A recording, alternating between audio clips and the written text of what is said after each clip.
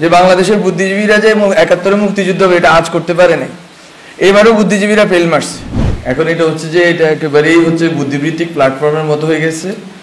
আমি আসলে আছি হচ্ছে যে কি বলা যায় ত্রিশঙ্কু দশা বলতে যেটা আছে ওইটাই, মানে না বুদ্ধিজীবৃত্তিক জায়গাতে আছি না রাজনৈতিক জায়গাতে আছি লিয়াজোতে। তো ফলত ওই এই দুইটা জায়গাতে অনেক রকম, মানে এখানে আমি তো বেশি সৌভাগ্য হয় নাই অনেকের কথা শোনার, যেসব কথা শুনতেছি ওই মাঠের ভিতরে পরিস্থিতি, গভর্নমেন্টের ভিতরে পরিস্থিতি, পলিটিক্যাল সার্কেলের ভিতরে পরিস্থিতি এবং আরো অনেক জায়গাতে ৩-৪টা জায়গাতে পরিস্থিতি কোনোটার সাথে কোনো মিল নেই। মিল নাই কেন আমি বলি, আমি ভাবছিলাম এই কথাটা শেষে বলবো যে ওই সভা সাহেব একটা কথা বলে গেছে যে বাংলাদেশের বুদ্ধিজীবীরা যে ৭১ মুক্তিযুদ্ধ হবে এটা আজ করতে পারে নাই। এবারও বুদ্ধিজীবীরা ফেল মারছে। তো আমি বলবো যে এই ক্ষেত্রে খুব গুরুত্বপূর্ণ যে এইটাকে বুঝা, আসলে সময়ের সন্তান বলতে একটা আইডিয়া আছে, সময়টাকে বুঝা এটা হচ্ছে আমাদের জন্য গুরুত্বপূর্ণ যে আমরা সময়ের ভিতরে কিভাবে সক্রিয় হব এবং আমরা কিভাবে সময়টাকে ধরব। আমি যদি বলি যে আমাদের এখানে যে সার্কেলটা বেসিক্যালি এটা আমাদের একার কৃতিত্ব না অবশ্যই, কিন্তু যেই গাঠনিক শক্তি ছিল ওই গাঠনিক শক্তির ভিতরে সবচেয়ে গুরুত্বপূর্ণ জিনিস ছিল যে ভাবাদর্শিক বোঝাপড়া। এখন ধরেন না আপনার আমরা বলতেছি একটা পোস্ট ইডিওলজিক্যাল সিচুয়েশনে আছি, আমাদের কোনো ওইভাবে আমরা একটা তুহিন এখানে বলে গেল যে নির্দলীয় বলতে কি বোঝাচ্ছে, বাট অথবা এটাই নতুন কিনা রাজনীতি কিনা নতুনভাবে, বা আরো অনেকে অনেক কিছু বলছে।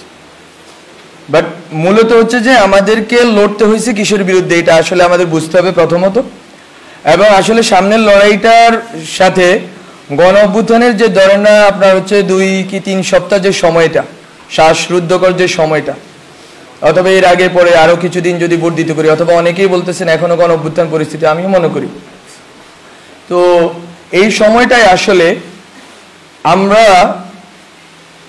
কি ধরনের ভাবাদর্শিক লড়াইটা করছি এটা আমার কাছে খুব গুরুত্বপূর্ণ, কারণ এটা ঠিক করে দিবে বাংলাদেশের সামনের রাজনীতি। আমরা বলতেছি এটা একটা পোস্ট ইডিওলজিক্যাল সিচুয়েশন, মিনস কি বলতে আমি বলতেছি যে আপনার হচ্ছে ইডিওলজিক্যাল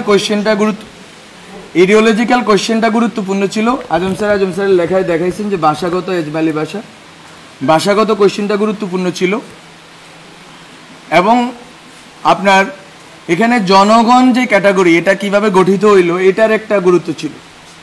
এখন ধরেন আপনি এই যে ছোট ছোট সোভিয়েতগুলো ছিল এতদিন এক একজন, এখন এখানে ধরেন আমি খুব বোধহয় এখানে 80% লোকরে আমি পার্সোনালি চিনি, মানে চিনি বলতে তাদেরকে আমি জানি যে লোকেট করতে পারবো যে কে কোন ইডিওলজিক্যাল পজিশনে, কে কোন কালচারাল পজিশনে বিলং করেন, কিন্তু তারা সবাই এখানে একযোগ হয়ে আছেন। এখন এখান থেকে আসলে সামনের কোয়েশ্চেনটা কি হবে সেটা হচ্ছে ইডিওলজিক্যাল তর্কটা আসলে কোথায় গিয়ে পৌঁছাবে। একটা আমি যখন বলতেছি নির্দলীয় মানে হচ্ছে আগের যে দলীয় ইকুয়েশন ওটার বাইরে আমি বেরোতে চাচ্ছি। আমি যখন বলতেছি অরাজনৈতিক আমি বলতে চাচ্ছি যে আগের যে রাজনৈতিকতা ওটার বাইরে বেরোতে চাচ্ছি। আমি যখন বলতেছি পোস্ট ইডিওলজি আমি বলতে চাচ্ছি যে আগের যে ইডিওলজিক্যাল লড়াইটা ছিল ওই লড়াইয়ের বাইরে আমি বেরোতে চাচ্ছি। বলতে এই যে নতুন মুহূর্ত, এই মুহূর্তটা কিন্তু আমাদের বুদ্ধিভিত্তিক গবেষণার বিষয় না, এটা হচ্ছে সর্ট অফ আমি কি বলবো সজ্ঞার বিষয়, ইন্টুইশনের বিষয়, যে আমরা যখন 20 দিনে ছিলাম আমরা কি আসলে কে কাকে কতটুকু শত্রু গণ্য করছি, আমাদের ভিতরে সংহতির আইডিয়াটা কেমন ছিল, আমরা কাকে বন্ধু গণ্য করছি কাকে শত্রু গণ্য করছি, আমরা কাকে ইডিওলজিক্যালি ফাইট করছি কাকে ইডিওলজিক্যালি আমাদের মিত্র মনে করছি। ওই 20 দিন 25 দিন 30 দিনের যেই আমাদের যেই রাজনৈতিকতাটা হয়েছে এটাকেই হচ্ছে যে আমাকে বারবার রিএনেক্ট করতে হবে। এটা হচ্ছে আমার জায়গা থেকে কথা। ওই থিয়েটারে কিছুদিন আমি কাজ করছি, ওখানে আমাকে একটা জিনিস বুঝায় যে বা এটা আপনারা বুঝেন এখানে অনেকেই থিয়েটারের লোক আছে, রিএনেক্ট করা। আমরা যখন কালকে কিন্তু নাহিদ একটা কথা বলছে আরেকবার গণ অভ্যুত্থানের দরকার হইতে পারে। আমরা জানি যে বিপ্লবের পরে প্রতি বিপ্লব আসে, এটা কিন্তু আমি লিখছি ইভেন বিপ্লব হওয়ার আগেও, যার একটা প্রতি বিপ্লব দিয়ে আসবে। এখন এটা কিন্তু এরকম না যে আতঙ্ক, এই কে কে নিয়ে যাবে রে, কে আমাদেরকে মেরে যাবে রে, এরকম না ঘটনা। ঘটনা হচ্ছে আপনাকে জনগণকে যেই এই যে বললাম এই মোমেন্টটা তৈরি হয়েছে ওই 20-25 দিনে, ওই মোমেন্টটাকে আপনাকে রিএনেক্ট করে যাইতে হবে, পুনঃমঞ্চায়ন করে যাইতে হবে বারবার। ওই পুনঃমঞ্চায়নের জন্য কি ধরনের রাজনৈতিক প্রক্রিয়া আমাকে ঢুকতে হবে, কি ধরনের রাজনৈতিক সংহতিতে আমাকে ঢুকতে হবে, এবং কি ধরনের বাবাদর্শিক তর্কে ঢুকতে হবে সেটা হচ্ছে আমার কাছে খুব গুরুত্বপূর্ণ। এবং আমরা বলছি যে বাংলাদেশটাকে আমরা সামনের জায়গাটাতে কোথায় নিয়ে রাখতে চাই। ওখানে যদি আমি বলি, আমাদের একটা কথা নিয়ে অনেকেই তর্ক করতেছেন সিভিল সোসাইটিতে, এটা আমার খুব মজা লাগতেছে, যে সভ্যতাগত রূপান্তর বলতে আমরা কি বুঝাচ্ছি, আমরা কি এখানে কি আনতেছি না আনতেছি। এটা আসলে ঘটনা না। ঘটনা হচ্ছে আমরা একটা কথা বলছি যে জাতীয়তাবাদ, বাংলাদেশি জাতীয়তাবাদ আছে, বাঙালি জাতীয়তাবাদ আছে, এই জাতীয়তাবাদী যে তর্কগুলো আছে, বা অনেকে কথাটাকে বলেন জাতিবাদ, যেটাই বলি, শুদ্ধ অশুদ্ধ আপনারা ঠিক করেন। তো এটা হচ্ছে যে এই দুইটা শব্দ, এই দুইটা যে গঠন হয়েছে, যে আপনার বাংলাদেশি জাতীয়তাবাদ, বাঙালি জাতীয়তাবাদ, এই যে দুইটা লড়াই, একদিকে আছে ইসলাম আর একদিকে আছে ইসলামফোবিয়া লড়াই। এই লড়াইগুলোর আপনার সামনের ভবিষ্যৎটা কি হবে, ওইখান থেকে আমরা বলতেছি যে আপনি দুইটা সিভিলাইজেশনের মাঝখানে বসে আছেন, সিভিলাইজেশন স্টেটের মাঝখানে বসে আছেন। আপনি বাংলাদেশ রাষ্ট্রটাকে কোথায় দাঁড়া করাইতে চাচ্ছেন? আপনি কি ৭১-এর যে মুক্তিযুদ্ধের যেই প্রশ্নগুলো আছে, এটা খুব খুব ভাইটাল কোয়েশ্চেন।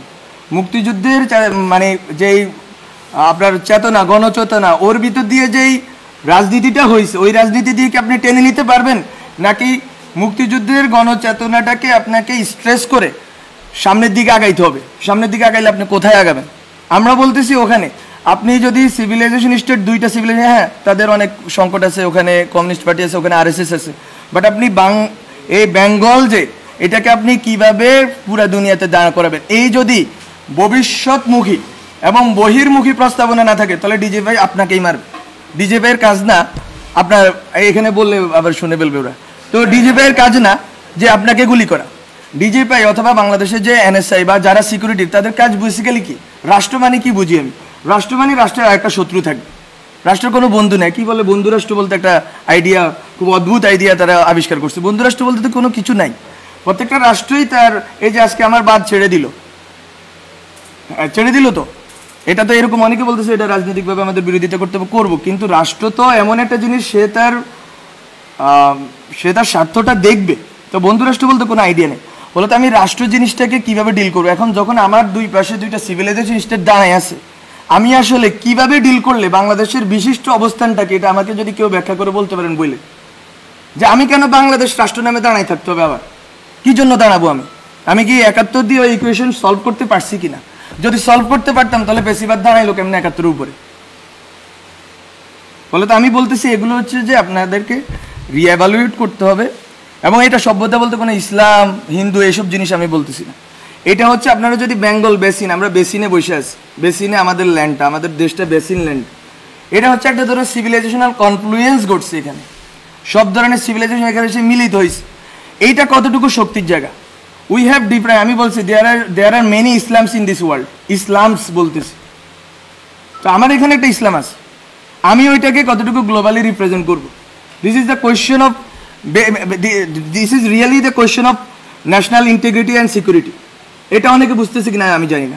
আমার এখানে যেই সেকুলার রাজনীতির কাঠামো আছে, এটাকে তো আমাকে ইনটেক্ট রাখতে হবে।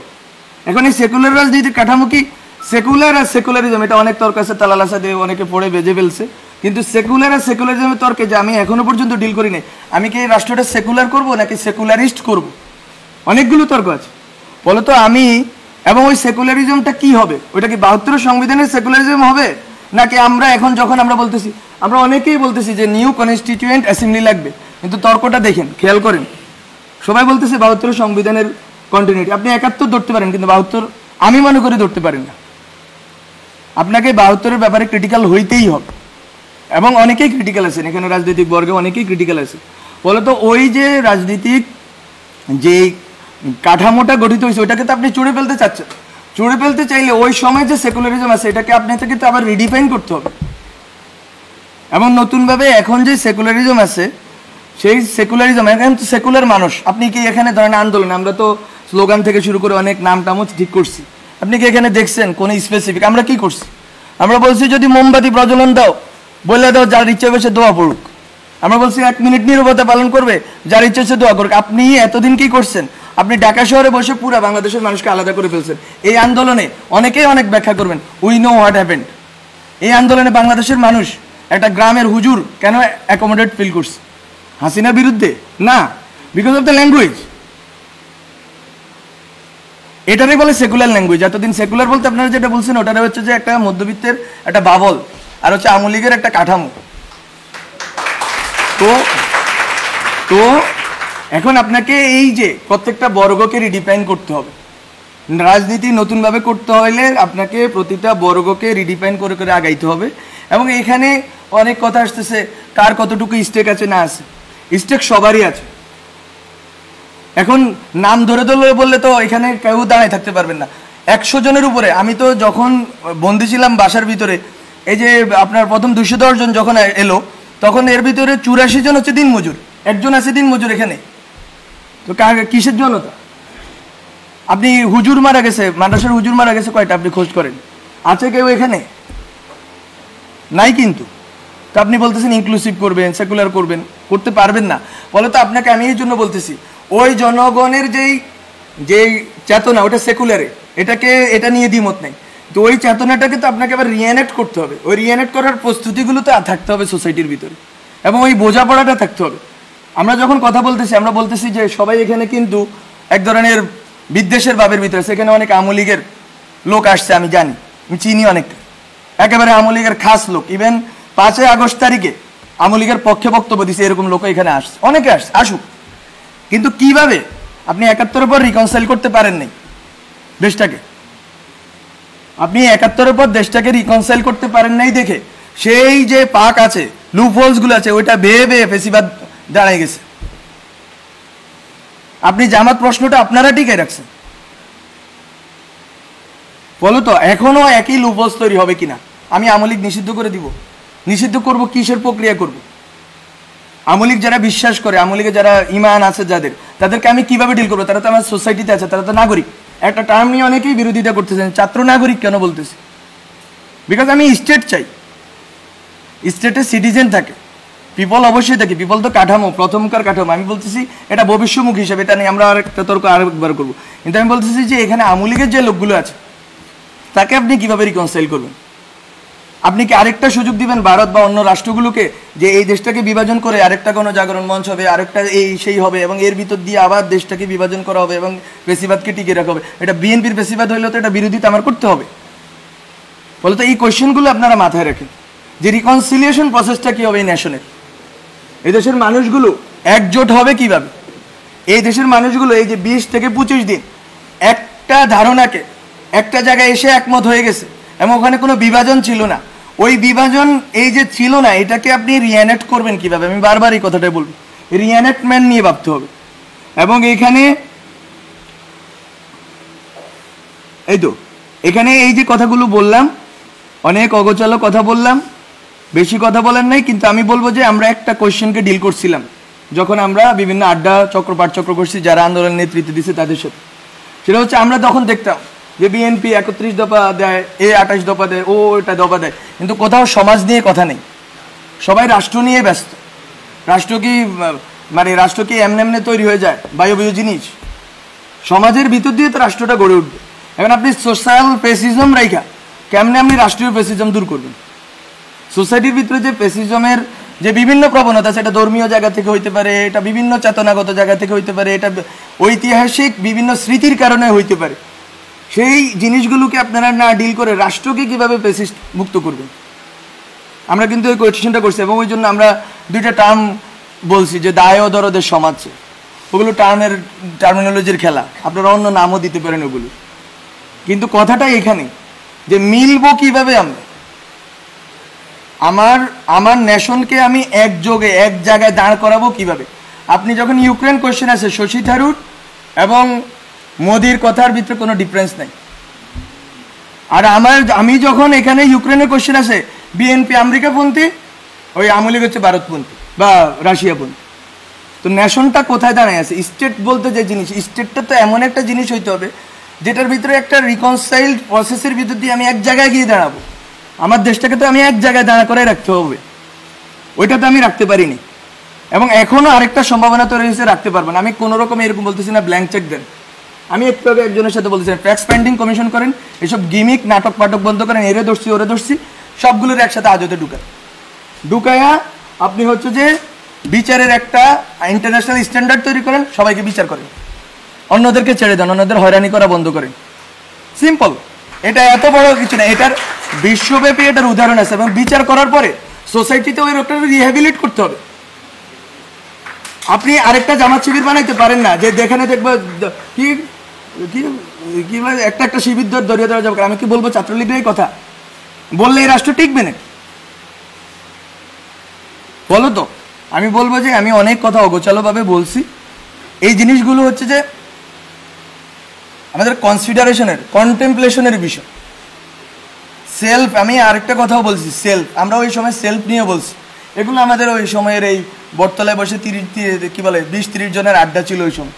ওখানে বলছি লাইফ স্টাইল যদি চেঞ্জ না করেন একেবারে নিচের জায়গাতে, তাহলেও তো আপনি ফেসিবাদে দাঁড়াইতে পারবেন।